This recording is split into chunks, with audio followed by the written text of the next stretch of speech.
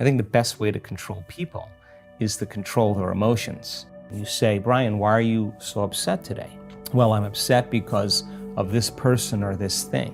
What that really means is that some person or some condition in your environment is controlling the way you're feeling and the way you're thinking. If something is outside of you is controlling the way you feel and the way you think, you're a victim to your environment. And so then there is this dramatic polarity that goes on. When things are going well, you're happy. When things aren't going well, you're sad.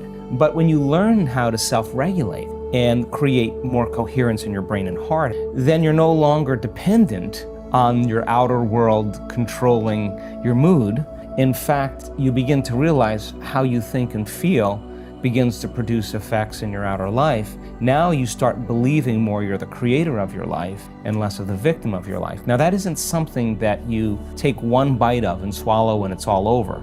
It's a process of repatterning. It's a process of rewiring. It's a process of reconditioning. It's a process of self-reflection and awareness and changing those beliefs. When you begin to realize then, well, I can't respond to the same conditions in my life with the same emotions and the same thoughts, because if I believe that the way I feel and the way I think creates reality, if I'm reacting to the same thoughts and feelings equal to the conditions in my life in the same way, then I keep reaffirming the same life. So then a person has to retreat from their life, retreat from their environment, disconnect from their outer world, and begin to lay down patterns neurologically in their brain so that their brain is no longer a record of the past. They're priming their brain and beginning to lay down the circuitry for them to think in different ways, to begin to close their eyes and rehearse who they're going to be in that day. And the act of mentally rehearsing begins to install the neurological hardware in their brain, so their brain looks like the experience is already happening or has already happened. The first part in truly creating a new personal reality is overcoming your present personality. You got to get beyond the normal thinking patterns, the normal urges of action and habits, to get beyond certain emotions that are residuals from the day before. That's the work right there. That's the part you have to overcome. So some days you just kind of slip in and it's magic because you've been practicing, like having a great golf game or a great tennis game or a great run, a great session of knitting. You're in your groove. Other days you got to work a little bit more for it. And for me, what I've learned is those hard days, the days that are the most challenging, are always the most rewarding. Because now you're uncompromising to an outcome. And if it takes you an hour to get beyond yourself, to find the present moment, because that's the only place where the unknown exists, the familiar emotions and hardwired patterns of the past are the known. The predictable future, in trying to forecast the feeling of every event in our life, people do unconsciously, is also the known. There's only one place where the unknown exists, and that's the present moment. And I've just done it enough times, and there are plenty of people in our work that have done it enough times to know when you're there and when you're not. Okay. And when you're not, it's very obvious because you've been there enough times. It's just like hitting a tennis ball in a sweet spot. You lock into something and that wholeness starts to happen, and now you're no longer creating from polarity or duality or opposites. They create when they see they don't have something. Whether, hey, nice suit, I want one of those, right? And the moment I see that you have a nice suit and I start thinking, I want one of those, my brain naturally starts putting me in the equation. Next thing you know, I'm wearing your suit. Well, that's because we're wired to do that. So then we have this natural ability to create. The problem is after you imagine that, you open your eyes and you don't have it, people experience more lack. Well, we're not that good yet. So then the act of practicing enough times and beginning to create the state in which you're so connected to the energy of your future, you're no longer looking for it or waiting for it. You feel like it's already happened. The moment you get upset in traffic, the moment you start judging a coworker, you just disconnected from the energy of your future, and now you're back to the energy of your past. If you tell me it was that person that did it to you, I'd say to you, oh, you're back to the unconscious program of being a victim again. So then the person then goes, oh, when did I fall from, that state? When did I lose it? Oh, it happened at 3 o'clock today. The next time that happens, what can I do differently? Now the person's moving through their challenges in their life with coherence, with rhythm. They're starting to begin to make strides. They're no longer knee-jerking to the people in their life that they've used emotionally to reaffirm their identity. Now this is the work because you look around to see if anybody's doing it. and you don't see anybody else doing it. It's kind of this kind of lonely moment where you're realizing that I'm the only one doing this. That's that kind of moment that you realize that nobody understands you but you, right? And you can't even ask your friends for their opinion because they're going to give you their opinion based on their own experiences. And it's that kind of moment where you have to draw in all your resources and begin to make up your mind. So the optimism that I have is that if you teach people then how to be able to become more self-dependent and teach them that they have the resources to heal their body or to create opportunities in their lives, they can begin to take the energy of that disorderliness, and by creating more coherence and brain coherence and heart coherence in the midst of when everything else is collapsing, the only way that change is going to take place is if you see the evidence of the collapse right in front of you. I think the challenge is that people have to wake up. And the question is, how uncomfortable you have to become before you make up your mind to change something.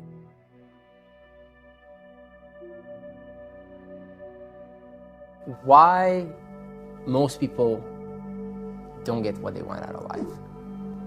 I have worked all over the world. I mean, all over Asia, China, South America, North America, Europe. And I'm always asking people, what do you really want? And I have found most people don't want to be really wealthy.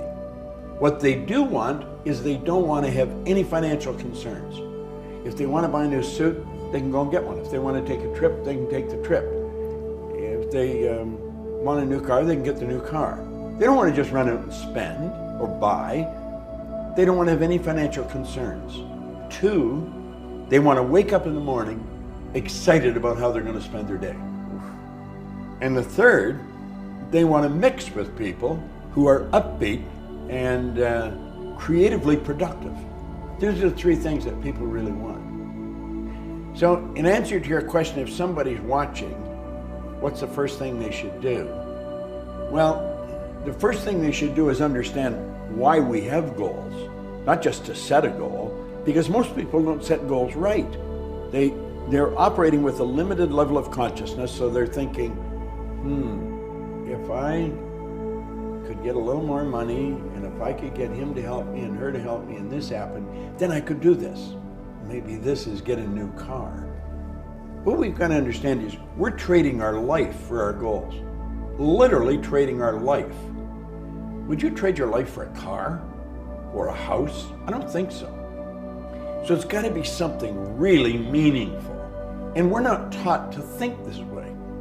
We should sit down and don't give any thought to where the money's going to come from, where the help's going to come from. It's what do you really want? Like Ed Hillary was a beekeeper in Auckland. He wanted to climb Mount Everest. It had never been done. People died trying to do it. He went in 51 and failed. He went back in 52 and failed. In 1953, he stood on top of the mountain with Tenzing Norgay.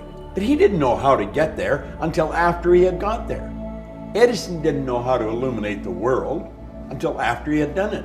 The Wright brothers were bicycle mechanics in Dayton, Ohio. No one believed you could fly. They had been trying it for years. But they wanted to do it. They didn't know how, and they couldn't tell you until after they had done it.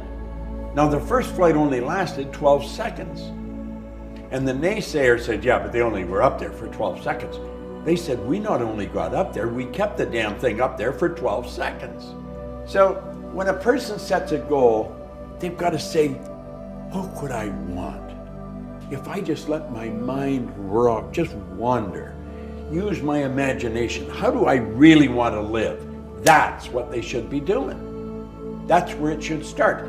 And then don't listen to anyone that tells them they can't. Go to someone who has done something and ask them, what should I do?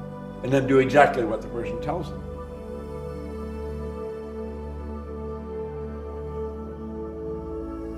It was only 6.5 years ago that I decided I wanted to be a musician.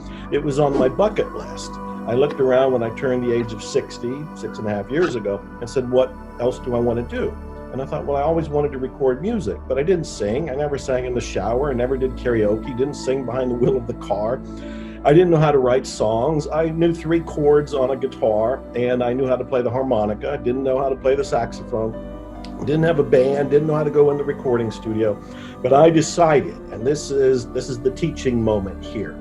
I decided I'm going to be a recording musician. So people sitting at home, the first thing you have to do is decide, what is it that you would like to do? I want to make money from home. I want to learn a language. I want to play an instrument. I want to learn how to bake cookies. I don't know, whatever it is.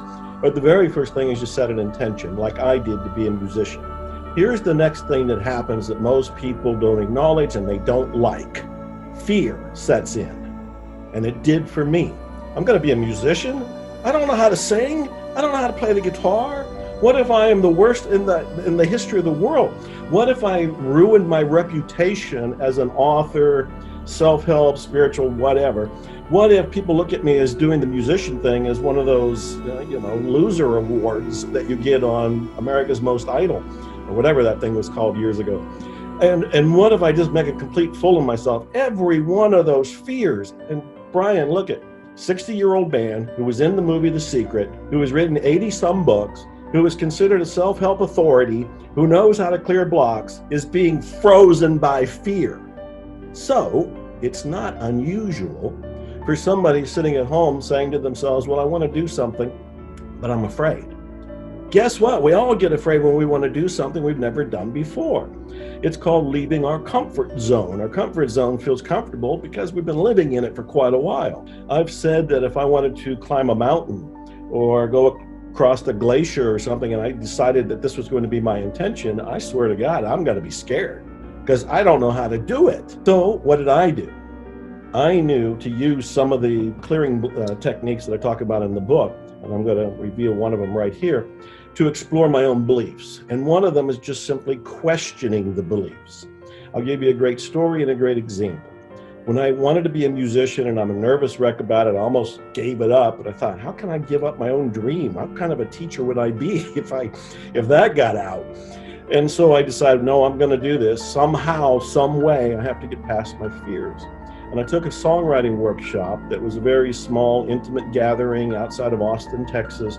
And Ray Wiley Hubbard and Kevin Welch were the two teachers. And I remember Ray Wiley Hubbard saying he still got nervous whenever he tried to write a new song, whenever he was going to perform. He's been on Letterman when it was around and a few other things. He said, but he learned to ask himself a question. And this is the question I want to give everybody that's sitting at home. It's the question I also gave myself. The question was from Ray Wiley Hubbard. And he said, you ask yourself, where is the proof that you can't do this? Where is the proof that you can't do this? In my case, where was the proof that I couldn't learn how to sing? Where was the proof that I couldn't learn how to write a song? Where was the proof that I couldn't learn how to gather a band together? Where was the proof that I couldn't go into a recording studio and actually record my own music with me as the lead singer, lead guitar player, and a band supporting me? Where was the proof? There was none. And when I realized there was none, a lot of the fear, a lot of the limiting beliefs and negativity collapsed because I took its foundation away. It's that unknown. And people sitting at home and they're thinking, well, I'm going to make money at home, or I'm going to develop a product or a service. It's the unknown that makes them nervous. But if you ask yourself, where's the proof that I can't do this? The honest answer is there is no proof. And with that one belief taken away, you can proceed. Now, the punchline for me is 6.5 years later, I've recorded 15 albums, 6 of them singer-songwriter albums, some of them in Rolling Stone magazine, some of them nominated for the Grammys of Positive Music called the Posy Award. And I studied with Melissa Etheridge. My drummer is in the Rock and Roll Hall of Fame. I have a band that is amazing quality. And none of this is to brag. All of this is to say I went from 6.5 years ago going, I want to be a musician, and collapsing in fear, then removing the fear by questioning the limiting beliefs, and then proceeding to create 15 albums in that much time. Anything is possible. Anybody watching can do something right where they're sitting.